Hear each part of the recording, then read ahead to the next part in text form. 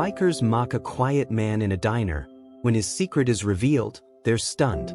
The diner buzzed with the sounds of clinking plates, murmured conversations, and the occasional burst of laughter. It was one of those classic roadside establishments, a place where truckers, families, and locals mingled over steaming cups of coffee and hearty meals. Seated at a corner booth, a quiet man sipped his coffee, his eyes fixed on the swirling liquid in his cup. He was dressed in a black leather jacket, worn and weathered, with subtle scars that hinted at years of use. His presence was unassuming, almost invisible, yet there was an air of quiet confidence about him. The peace of the diner was soon disrupted as the door swung open, letting in a group of bikers. Their laughter was loud, their boots heavy on the tile floor as they stomped in. The leader of the group, a burly man with a scruffy beard and a patch-covered leather vest, scanned the room with a smirk. "Looks like we've found our lunch spot, boys," he announced, his voice carrying over the chatter of the other patrons. The bikers took over a central booth, their loud banter drawing glances from the other diners. Most people quickly looked away, not wanting to invite trouble. The quiet man in the corner, however, didn't react. He simply took another sip of his coffee, his expression unreadable. As the bikers settled in, their attention turned to the quiet man. Something about his calm demeanor seemed to irritate them. The leader nudged one of his companions and nodded toward the man. "What's his deal? Too good to acknowledge us," he muttered. The others chuckled, their laughter laced with malice. "Maybe he's scared," one of them said, loud enough for the entire diner to hear. The quiet man didn't flinch. He continued to sip his coffee, his gaze steady and unwavering. The leader wasn't satisfied. He stood up and sauntered over to the man's booth, leaning against the edge of the table. "Hey, buddy," he said, his tone mocking. "You got a problem with us? Or are you just too shy to say hello?" The man looked up, his eyes calm but sharp. "No problem," he said simply, his voice measured and firm. The biker snorted. "No problem, huh? You don't look like the type who belongs here. What's your story?" The man didn't answer immediately. He set his cup down and met the biker's gaze. "Just passing through." The biker laughed, a harsh sound that drew the attention of the entire diner. "Passing through, huh? Well, you better watch yourself, stranger. This is our territory." The man's lack of reaction seemed to infuriate the leader. "You think you're tough, don't you?" he sneered. "Sitting here all quiet like you're some kind of badass?" One of the other bikers chimed in. "Maybe he's just a coward. Too scared to say anything." The leader grinned, his eyes narrowing. "Or maybe he's hiding something. What do you think, boys? Should we find out?" Before they could escalate further, the waitress approached, a tray of food in her hands. "Leave him alone," she said firmly, her voice steady despite the tension in the air. "He hasn't done anything to you." The leader turned to her, his grin widening. "Well, look at you. Playing the hero, are we? Maybe you should mind your own business, sweetheart." The waitress didn't back down. "This is my diner and I don't tolerate bullying.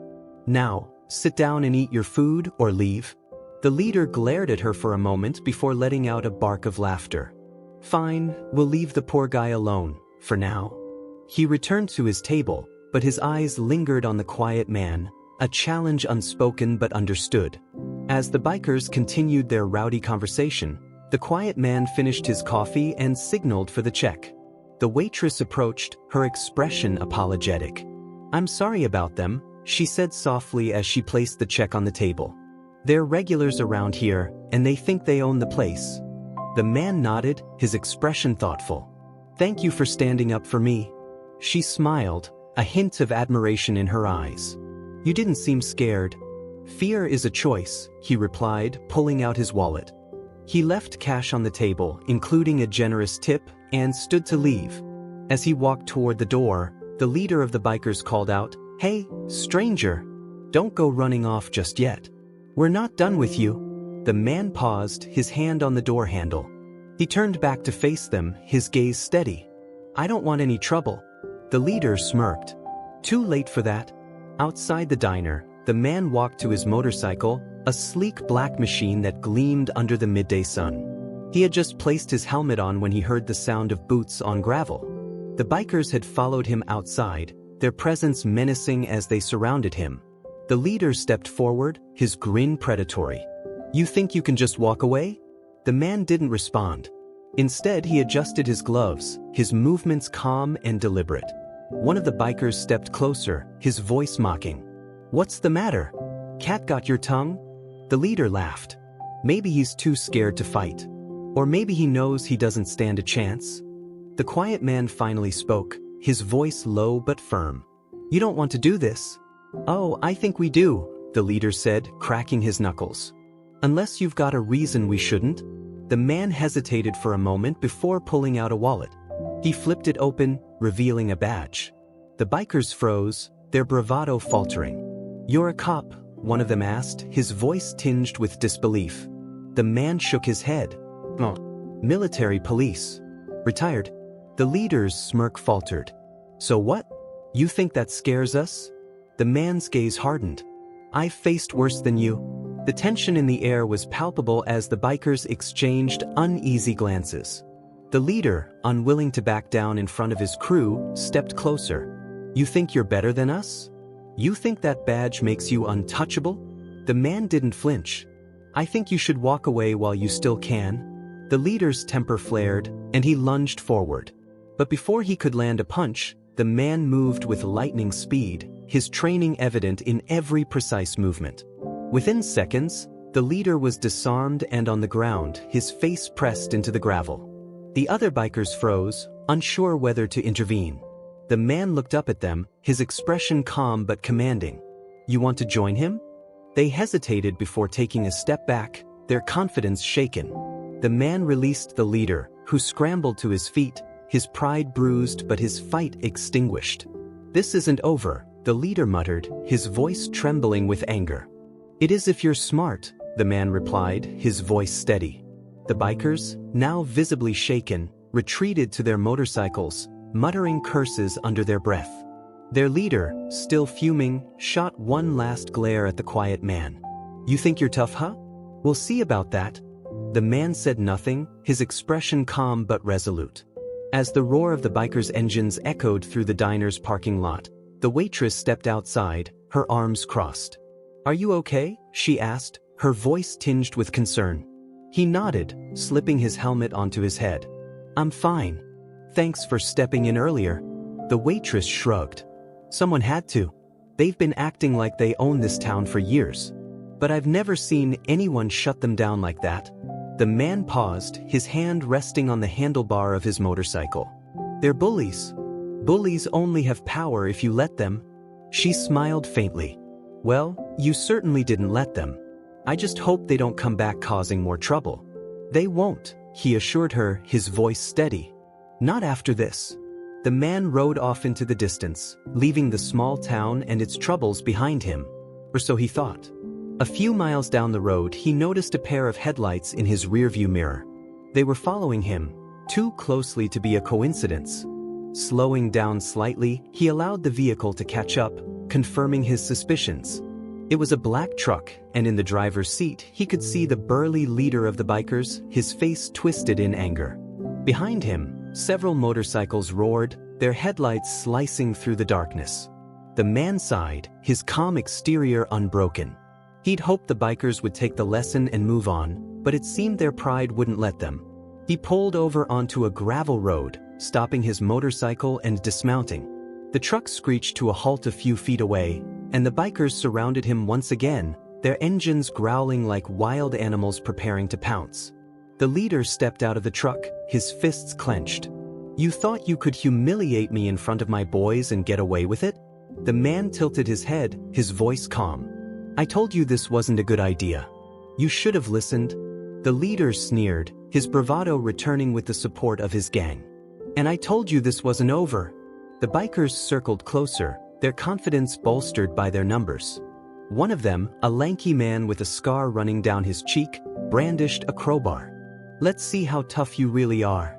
The man didn't move, his posture relaxed but alert. "I'm giving you one last chance to walk away." "Or what?" the leader spat. "You'll call the cops? Good luck with that out here." The quiet man reached into his pocket, pulling out a small, nondescript device.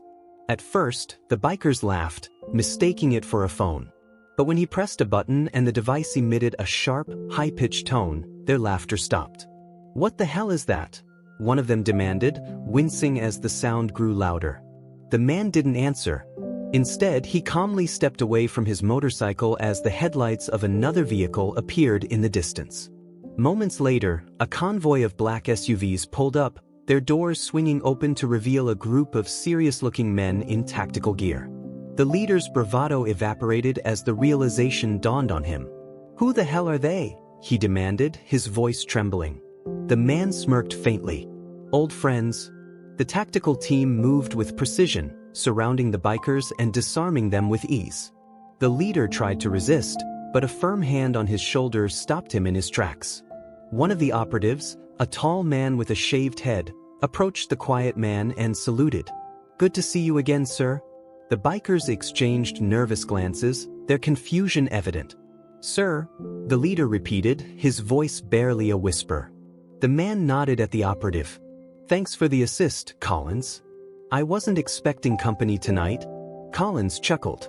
"When we heard you were in the area, we figured you might run into some trouble. Good thing we were nearby." The leader's face turned pale as he pieced it together. "You? You're not just some random guy, are you?" The quiet man turned to him, his expression unreadable. "Oh, I'm not." One of the other bikers, his voice shaking, asked, "Who are you?" The man paused, his gaze sweeping over the group. "Let's just say I've dealt with men like you before. And I don't lose." The bikers were detained by the tactical team, their weapons confiscated. As the operatives loaded them into the SUVs, the leader glared at the quiet man one last time. "This isn't the end," he growled. "You'll regret this." The man's gaze didn't waver. "You'll have plenty of time to think about that where you're going." With that, the SUVs drove off, leaving the quiet man alone on the gravel road. He mounted his motorcycle, the night air cool against his face as he resumed his journey. The next morning, the diner was abuzz with news of the bikers' arrest. The waitress, who had seen them taken away in handcuffs, couldn't hide her relief. "It's about time someone put them in their place," she said to one of the regulars. As she cleared a table, she noticed an envelope tucked under a coffee cup. Curious, she opened it to find a handwritten note. "Thank you for standing up for me. You reminded me that there's still good in the world.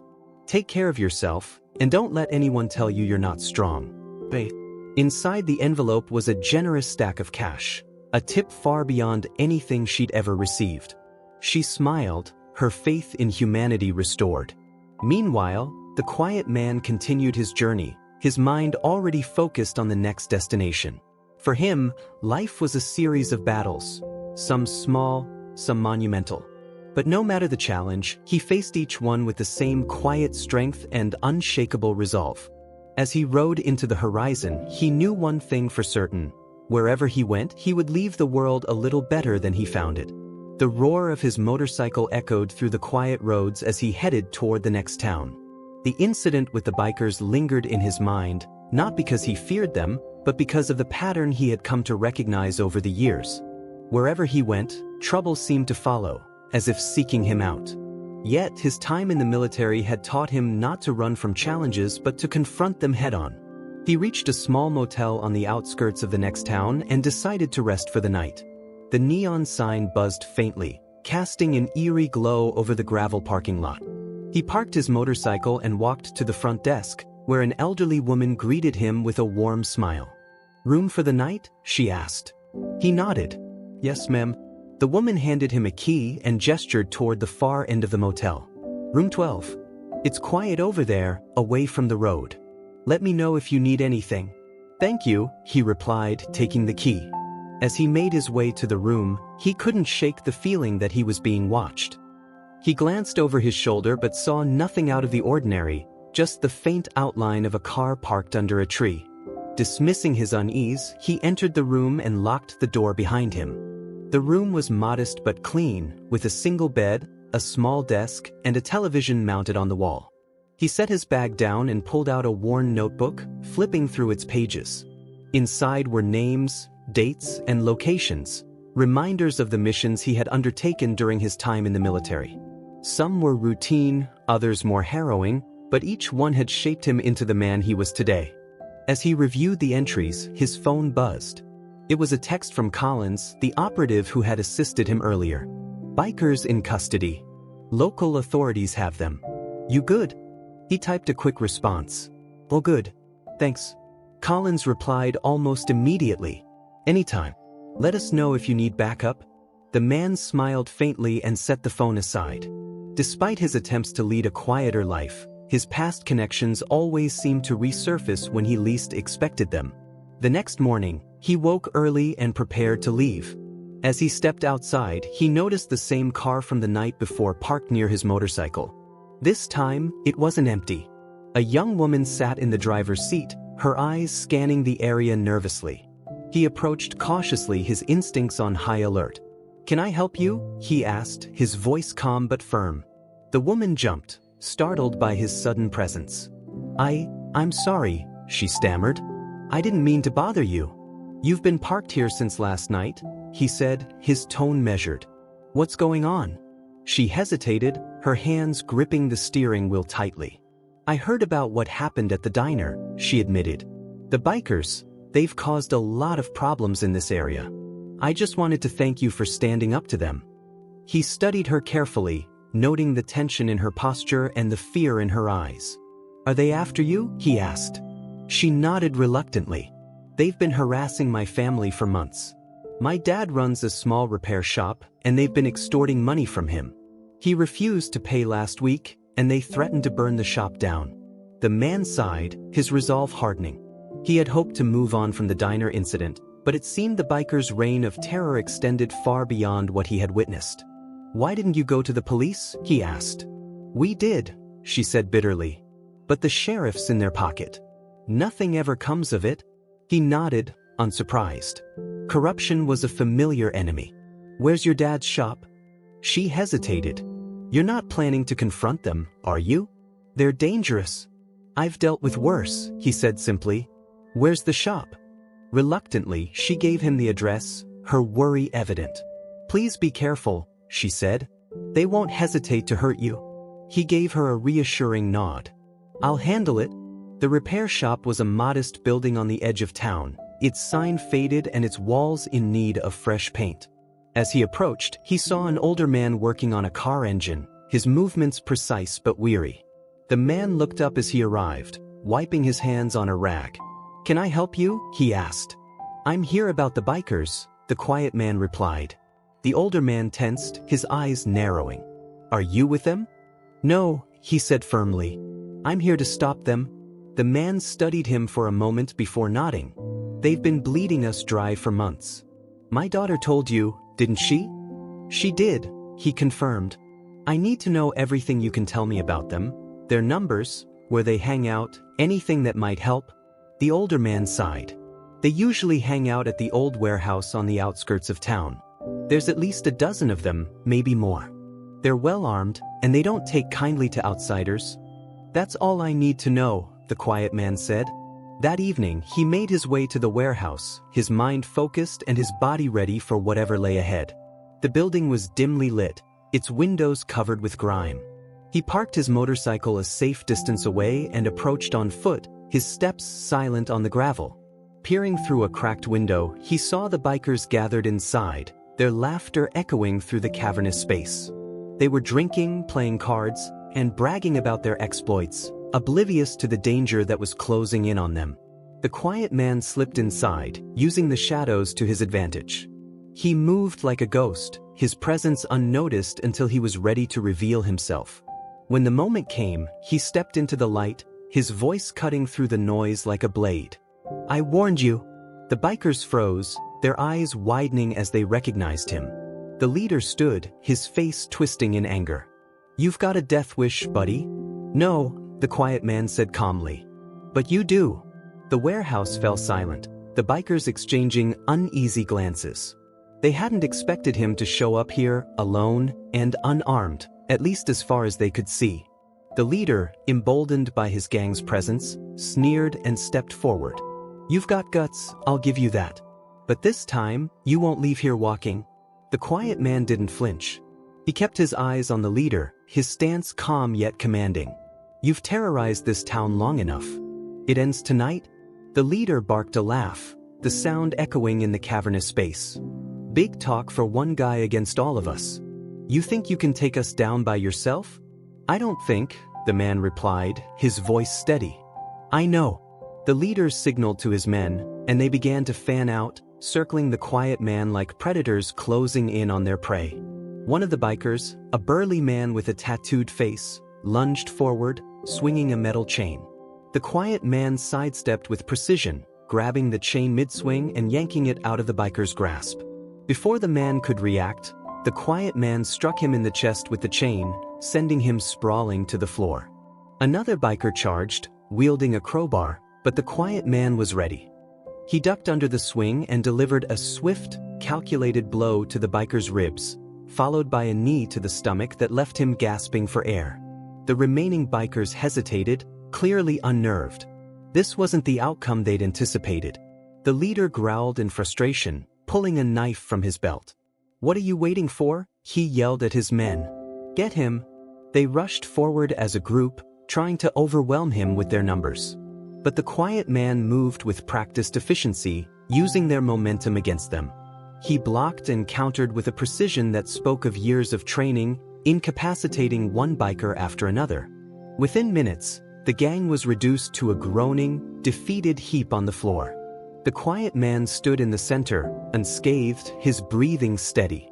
The leader, now visibly shaken, backed away, his knife trembling in his hand. Who are you?" he stammered. The quiet man stepped closer, his gaze cold. "Someone who doesn't tolerate bullies." The leader lunged in desperation, slashing wildly with the knife. But the quiet man disarmed him in one swift motion, twisting his arm and forcing him to the ground. The knife clattered to the floor, and the leader cried out in pain. "You're done," the quiet man said, his voice low but firm. "You're never going to hurt anyone in this town again." As he restrained the leader with zip ties he had taken from his jacket pocket, the sound of sirens filled the air.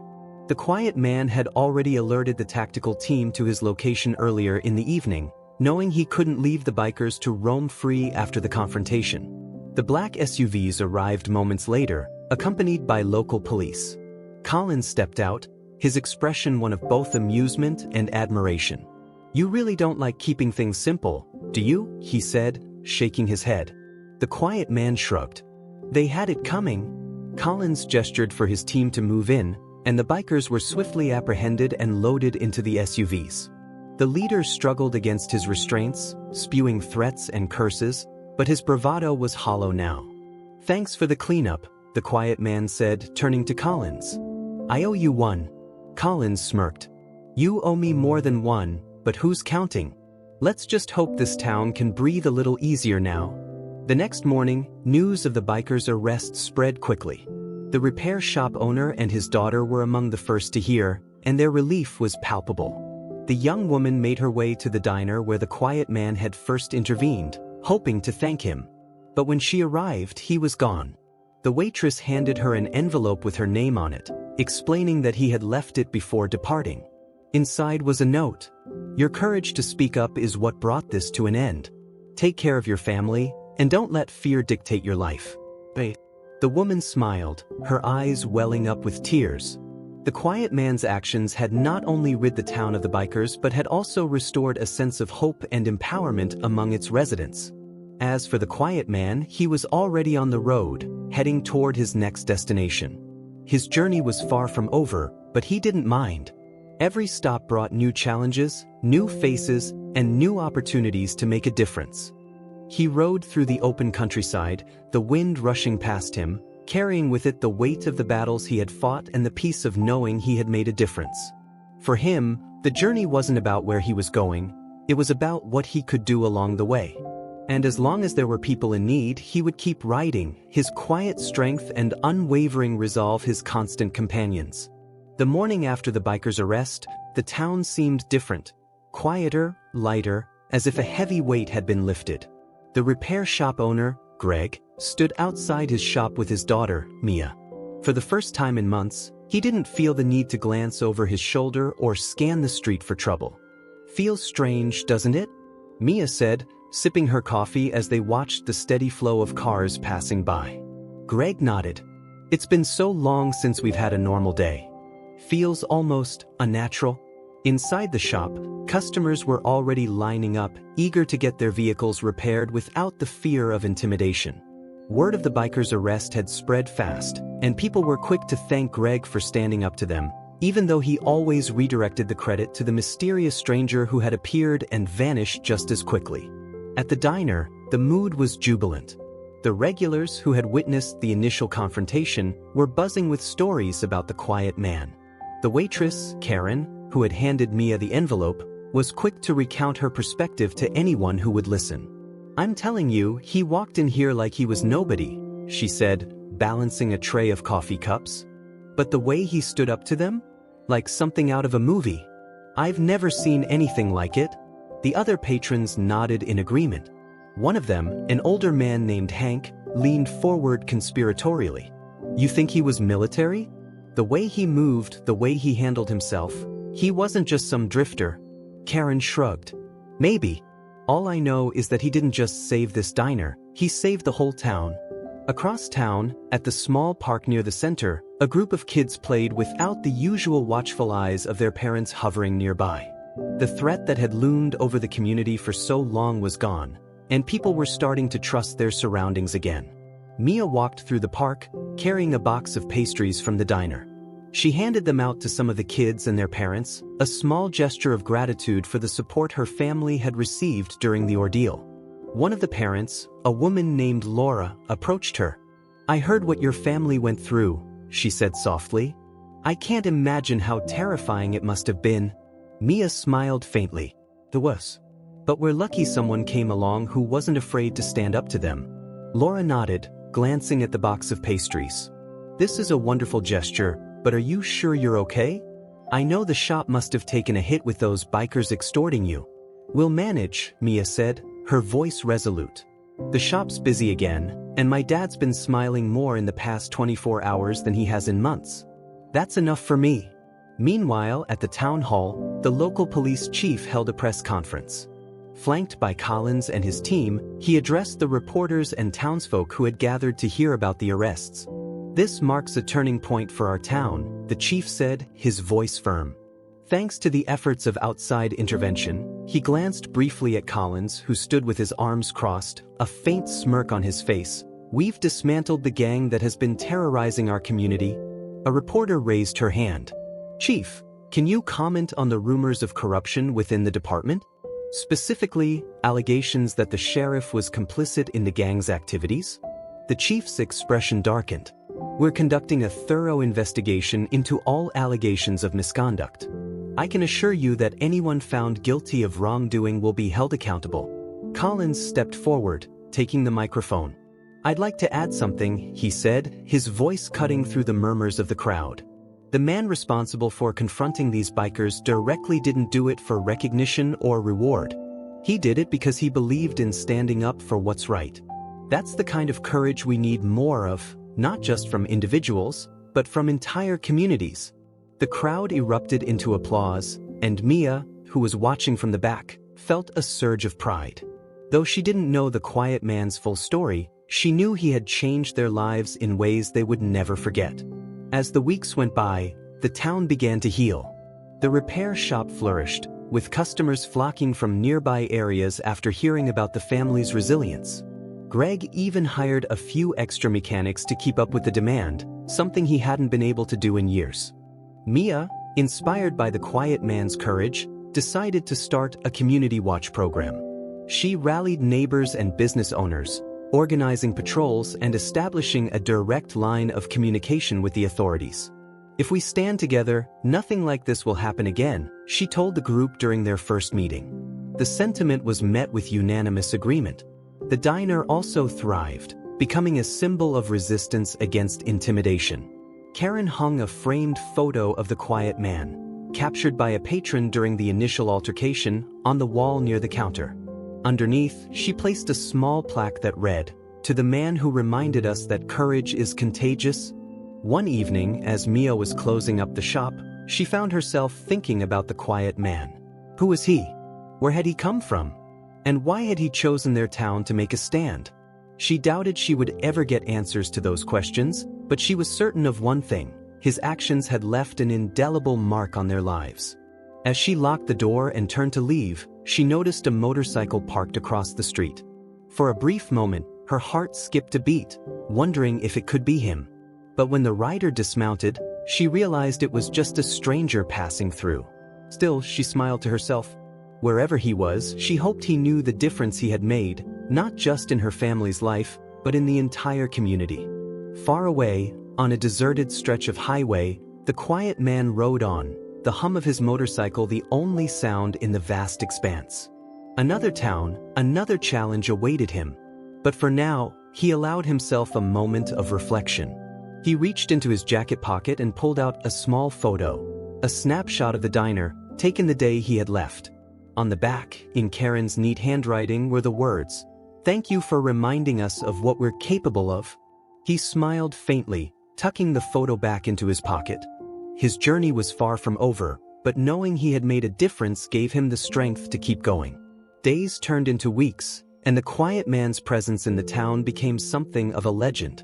While most people were content to let the mystery remain, others couldn't shake the curiosity of who he truly was. Among them was Greg, who found himself replaying the events of that night over and over in his mind. One evening, as Greg closed up the shop, he spotted a familiar face walking toward him. Collins, the government agent, was back in town. He was dressed casually this time, a baseball cap pulled low over his eyes, but his sharp demeanor was unmistakable. "Collins," Greg called out, a mix of surprise and apprehension in his voice. "Didn't expect to see you back here." Collins smiled faintly. "Just tying up loose ends," he said, glancing around the now busy street. "How's the shop holding up?"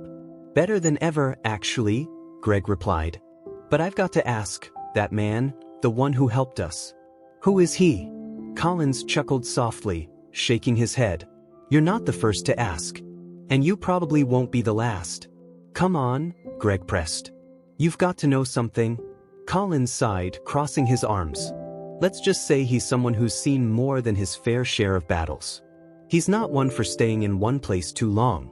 Helping people like you, it's his way of making peace with the world." Greg frowned, sensing there was more to the story. "But why us? Why this town?" Collins hesitated, as if weighing how much to reveal. "Let's just say he's got a knack for finding places that need him most. Call it instinct, call it fate. Either way, you're lucky he showed up when he did." Meanwhile, at the diner, Karen was busier than ever. The influx of customers had turned the small eatery into a hub of activity, and she found herself hiring extra staff to keep up with the demand. Among the new hires was a young man named Jake, who had recently moved to town. Jake was quiet, almost painfully shy, and Karen quickly took him under her wing.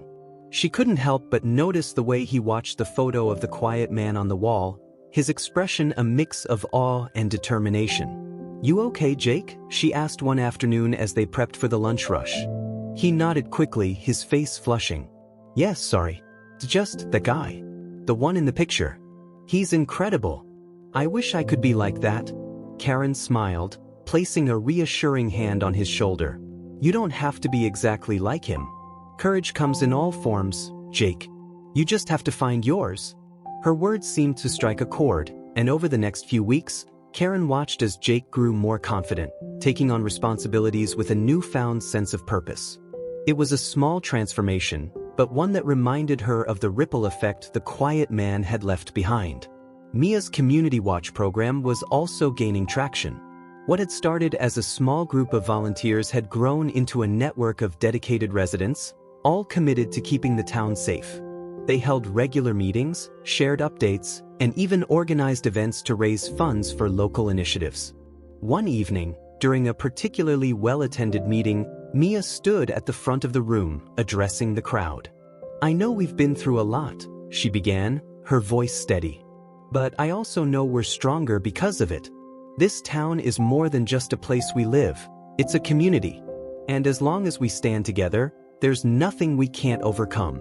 The room erupted into applause, and Mia felt a swell of pride. Among the faces in the crowd, she spotted Laura, the mother she had spoken to in the park, and several of the diner regulars who had witnessed the quiet man's first confrontation with the bikers.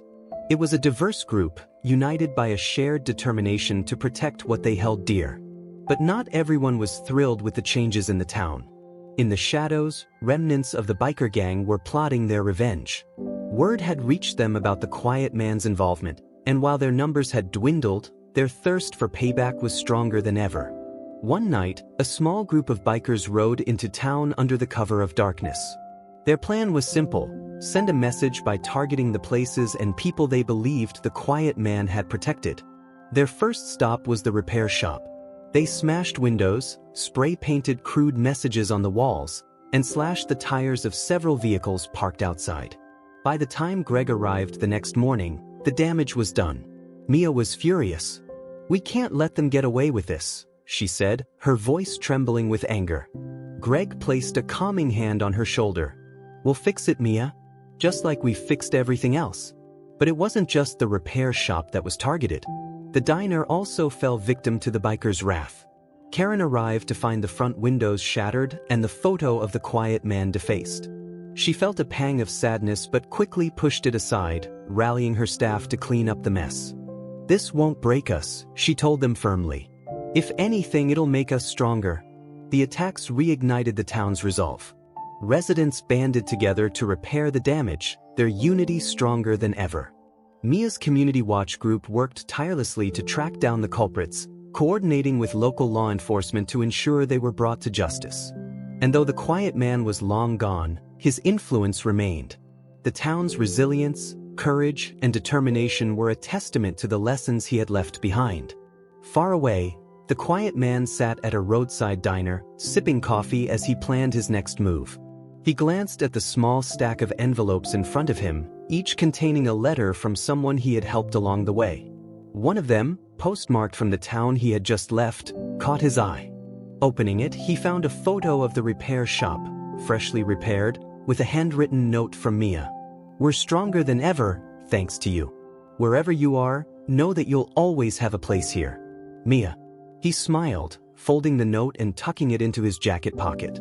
The road ahead was long, but knowing he had made a difference made every mile worth it. The attacks on the diner and repair shop sent shockwaves through the town, but instead of instilling fear, they sparked an unprecedented level of determination. Residents were tired of being bullied, and they rallied together to take a stand. Mia wasted no time mobilizing her community watch group. She organized a town hall meeting, inviting the police chief, Collins, and any residents who wanted to help. The room was packed, the air thick with a mix of anger and resolve. "This isn't just about repairing broken windows," Mia said, her voice steady but passionate. "It's about sending a message that we won't be intimidated. This town belongs to all of us, not to a few cowards hiding in the shadows." The crowd erupted into applause, and several hands shot up as people volunteered ideas. Some suggested increasing patrols, while others offered to help fund security systems for vulnerable businesses. Karen, standing near the back, raised her hand. "I think we should work together to keep an eye on each other's properties," she said. "If we all take shifts, we can make sure nothing happens without someone noticing." Her suggestion was met with enthusiastic agreement, and by the end of the meeting, a plan was in place. Volunteers signed up for patrol shifts, and the town pooled resources to install security cameras at key locations. Meanwhile, Greg and Mia worked tirelessly to repair the damage to their shop. Despite the chaos, business was booming, with customers eager to show their support. One afternoon, as Greg tightened a bolt on a car engine, he paused to wipe sweat from his brow and looked over at Mia, who was sorting through orders. "You know," he said, his voice thoughtful, "I don't think we'd have made it through this without that guy." Mia nodded. "Me neither. But he's not here anymore, Dad. It's up to us now." Greg smiled, a glimmer of pride in his eyes. "You're right. And I think we're doing just fine." The bikers, however, weren't done. Emboldened by their initial attacks, they began plotting something bigger, a coordinated effort to take back control of the town. They met in a secluded location outside the city limits, their leader, a burly man named Razor, outlining their next steps. "We've got them rattled," Razor growled, slamming his fist on the table. Now it's time to finish the job. But Razor underestimated the town's resolve. Unbeknownst to him, Collins had been tracking the bikers' movements since the quiet man's departure. Working with local law enforcement, he intercepted their plans and prepared to strike before they could carry out their attack. One quiet evening, as Mia and Greg closed up the shop, they noticed an unusual stillness in the air. Mia glanced at her phone, where a flurry of texts from the community watch group hinted at something brewing. A group of bikers had been spotted near the diner, and Karen was sending out warnings. "We need to go," Mia said, grabbing her jacket. "Karen might be in trouble." Greg hesitated for only a moment before nodding. "Let's go." When they arrived at the diner, they found Karen and a handful of customers inside, barricading the doors with chairs and tables. Outside, a group of bikers revved their engines, their headlights casting eerie beams of light into the windows. "We called the police," Karen said, her voice shaking but resolute. "They're on their way." Mia glanced around the room, her mind racing. "We need to buy some time. If we can keep them outside until the police get here, we'll be okay." Greg nodded, stepping forward. "I'll talk to them. Maybe I can stall them." But before he could reach the door, a loud, authoritative voice cut through the din. "That won't be necessary." Everyone turned to see Collins entering the diner, flanked by a team of officers. His expression was calm but commanding, and he carried himself with the same quiet confidence they had seen in the man who had saved them weeks earlier. "Stay inside," Collins instructed. "We've got this." Outside, the bikers were caught off guard as unmarked police cars surrounded them, officers emerging with weapons drawn. Razor, realizing they were outmatched, raised his hands in surrender, his bravado evaporating. "You think this is over?" he spat as he was handcuffed. "You can't stop us. There's more where we came from." Collins leaned in close, his voice low and steady. "Maybe, but you won't be around to see it." The arrests marked the end of the bikers' reign of terror, and the town breathed a collective sigh of relief. Over the next few days, residents worked together to repair the remaining damage and restore a sense of normalcy. The diner reopened with a celebratory ribbon-cutting ceremony, and the repair shop received a fresh coat of paint, courtesy of the community. Karen, reflecting on the events, decided to add another plaque beneath the quiet man's photo. This one read, "To the people who remind us that courage is contagious."